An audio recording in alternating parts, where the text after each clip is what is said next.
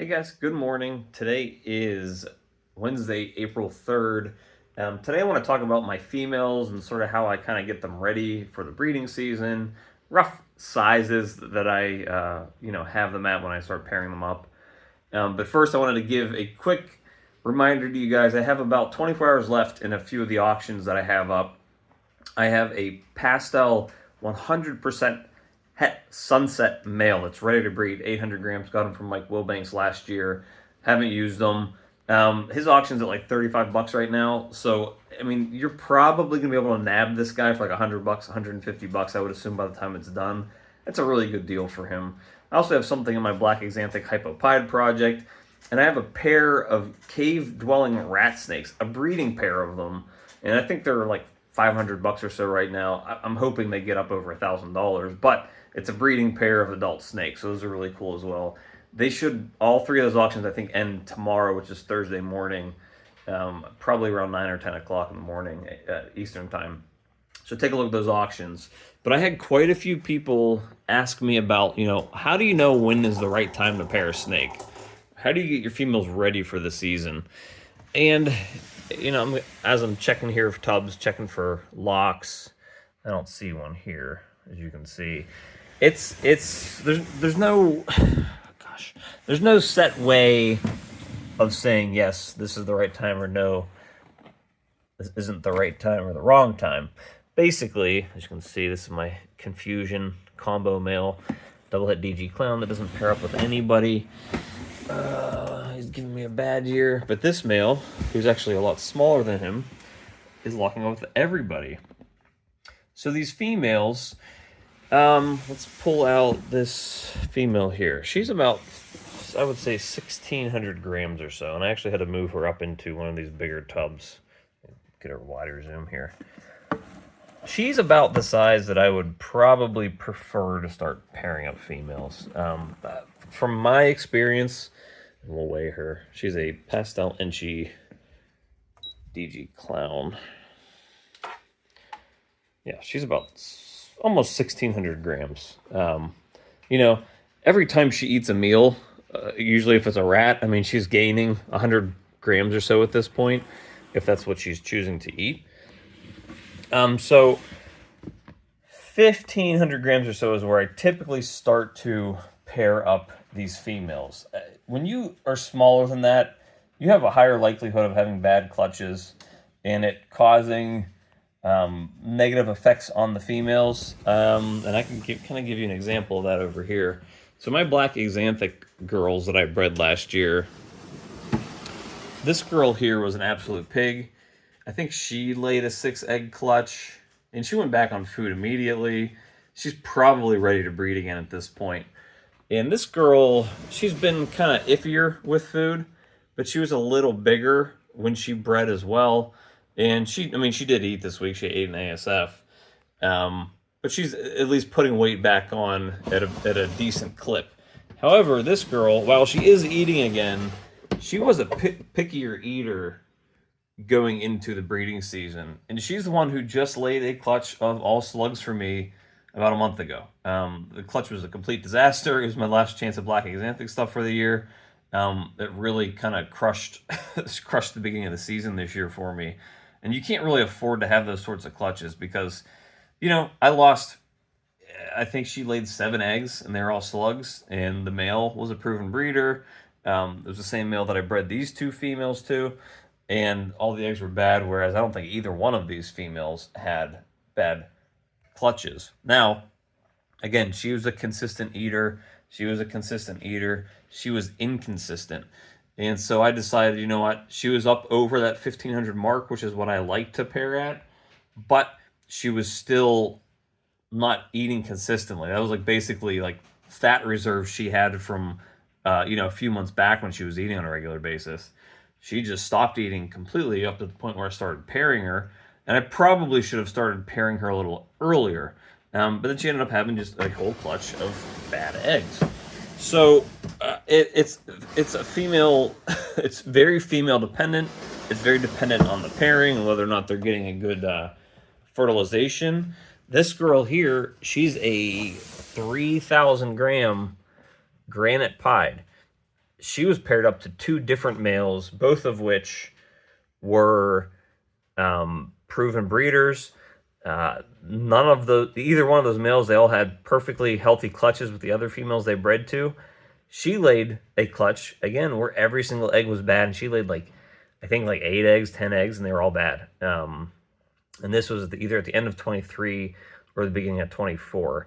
So, I mean, there's just times where the female just could be a bad breeder. Or somehow, for some reason, those eggs didn't get fertilized.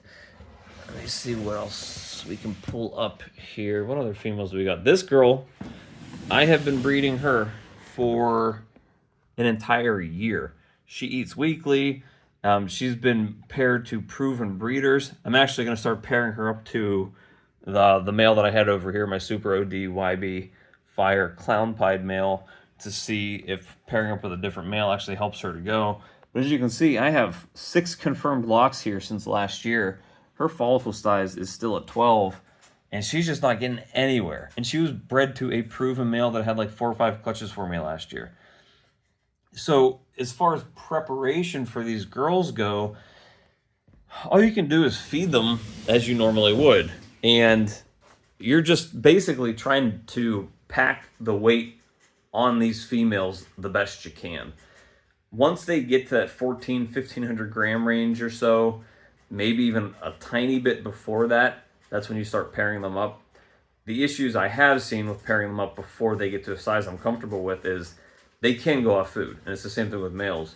You can start breeding males when they're younger, when they're smaller, but if they go off food, if you start breeding them at 600 grams, 700 grams, and they're actually locking, they could go off food. And if they're going off food at 600 grams, they're going to lose weight, I would assume, pretty quickly. And you're going to get into the point where you're going to have to take them out of the rotation. Whereas if I have a 1,000 gram male, or even better, a 1,400 gram male, he's pretty dang big, and he can withstand being off food for a longer period of time. The same thing goes with these girls.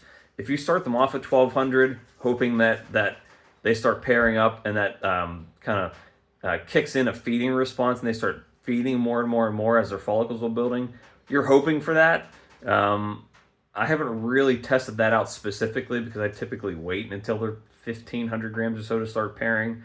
But you're kind of betting on that happening. If that doesn't happen and they go off food instead, and you're pairing them up in their 1,200 grams, there's odds that you're going to have a really tiny clutch or you're going to have a bad clutch, which is what I try to avoid in terms of that. But, and here's the big but, and this is the but with this whole breeding process, you're not guaranteed of anything. Like I said, my granite pied, 3,000 gram female, eating every single week, paired up to 2 different males that are proven breeders. She had a bunch of locks and everything was still bad. Every single egg in that clutch was bad. So you're not guaranteed, even if the female is healthy, that you're going to get a healthy clutch out of it. So basically, you just want to make sure the girls are healthy and that they're feeding. And I typically don't pair before 1,500 grams, 1,400 grams or so. That's where I look. That's, to me, where their bodies look to be at a healthy shape. More specifically, this girl's probably closer to 2,000, and I don't see, they're not locked up. She's closer to 2,000 grams or so. That's where I really like them to be. That's when the clutches seem to be perfect size. Let's see, what this girl here, she was paired up a couple times as well. She was probably around a 2,000 gram range. That's a perfect size for me. Those eggs are usually very healthy, very big, very robust.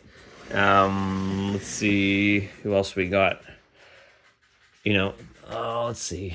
This girl, she's kind of getting on her way. She's a pied het DG, and she's just about getting to the size where I'm going to probably start thinking about pairing her up. Let's see. I have some other girls here. This girl, she's been eating kind of bi-weekly, and I'm okay with that, so I started pairing her. She's probably between 1,800 grams or so, but her sibling, I guess she's a sibling here, she has been on and off food. I'm probably going to start pairing her up as well because she's about the same size as the other girl. Super OD, DG Het Pie. These are both girls that I got from Aussie last year. They both fed well. They got up to that 1,500 gram range or so, and then they kind of were like, man, I don't know if I want to eat anymore. So I moved them to bigger tubs, and they're still not eating well. Well, this one specifically, but because she is so big at this point, I'm probably going to start pairing her, and I am going to hope that she starts to get on food. Now, this girl, she's an OD vanilla clown het DG. She ate well for me again. She got to she hit that 1,000 gram mark and started kind of being a pain in the butt.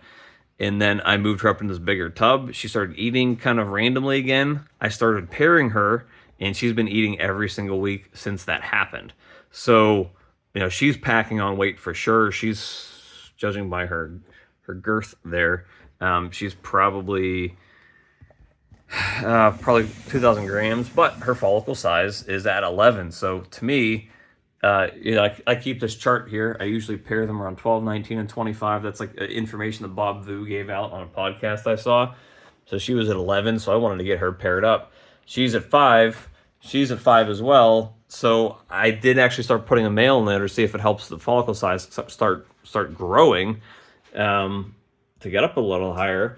But like this girl, she's been at 12 and kind of stuck there. This girl, she's been at 12 and kind of stuck there. So there's no, you know, scientific way to say what is going to work perfectly for breeding your specific females. I can't break it down to a science in here because what works for some doesn't work for others. Some grow follicles extremely fast. I remember last year I started pairing up a snake in December, and by March it was having its pre-lay shed or even laid eggs at that point. So it basically took like one pairing. She started growing follicles. They started growing real fast, and she was laying eggs within 3 months. I have some females where it takes them a year. This girl, she was kind of the same issue that I'm having with those other girls. She was paired up to the same male for a whole entire year, and she just laid eggs a month ago. I got 6 healthy eggs out of her, but it took her a full entire year to lay eggs. So you can't force it. Those females are going to grow follicles at their own rates. What you want to try to aim at is keeping them healthy.